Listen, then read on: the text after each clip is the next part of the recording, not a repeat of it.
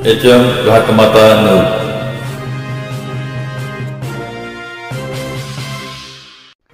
मिरज तालुक्यातील कळंबीजवळ पेट्रोल पंपावर देवदर्शनासाठी निघालेल्या 4 चाकीत विश्रांती घेणाऱ्या कुटुंबावर अज्ञाताकडून दरोडा।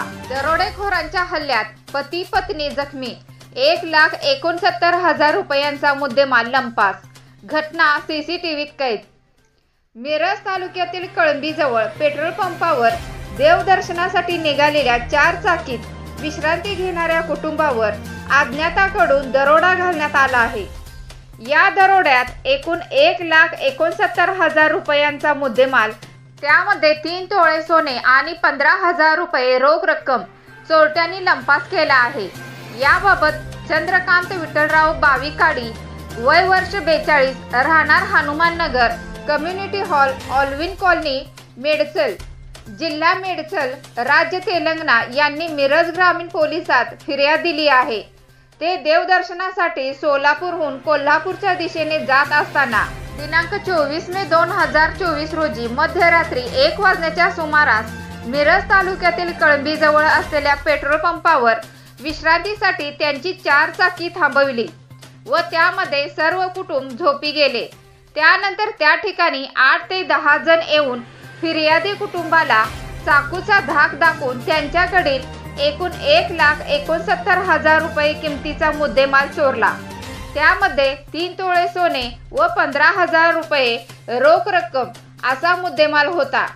तर या दरोड्यात फिर्यादी व त्यांच्या पत्नीला दरोडेखोरांकडून चाकूने वार करण्यात आला। यामध्ये 2 जण जखमी झाले आहे। याबाबत मिरज ग्रामीण पोलिसात अज्ञात 8 ते 10 जणांविरोधात दरोड्याचा गुन्हा दाखल करण्यात आला असून याबाबतचा पुढील तपास मिरज ग्रामीण पोलीस करीत आहेत।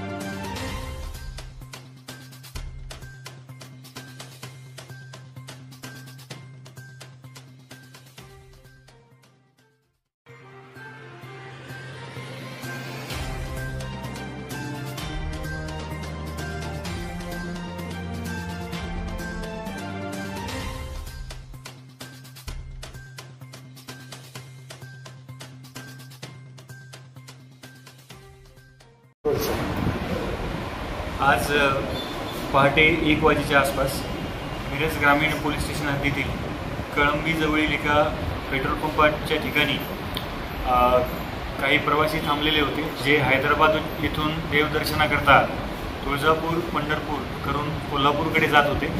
तिथे जात असताना रात्री उशीर झाल्या कारणाने त्यांनी कळंबीजवळील ह्या पेट्रोल पंपची जागा आश्रयासाठी निवडली।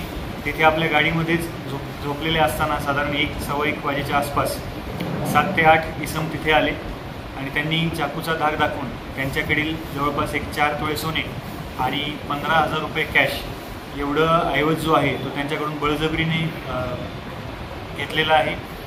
या घटनेच्या अनुषंगाने तक्रारदार मिरज ग्रामीण पोलीस स्टेशन येथे आले असता आम्ही 395 कलमाखाली दरोड्याचा गुन्हा दाखल केलेला आहे आणि संबंधित गुन्ह्याचा तपास हा मिरज ग्रामीण पोलीस स्टेशन तसेच स्थानिक गुन्हे अन्वेषण शाखेची मदत घेऊन आम्ही करत आहोत आणि लवकरच यामध्ये आम्हाला जी काही योग्य कारवाई करून यातील आरोपी आम्हाला निष्पन्न होतील.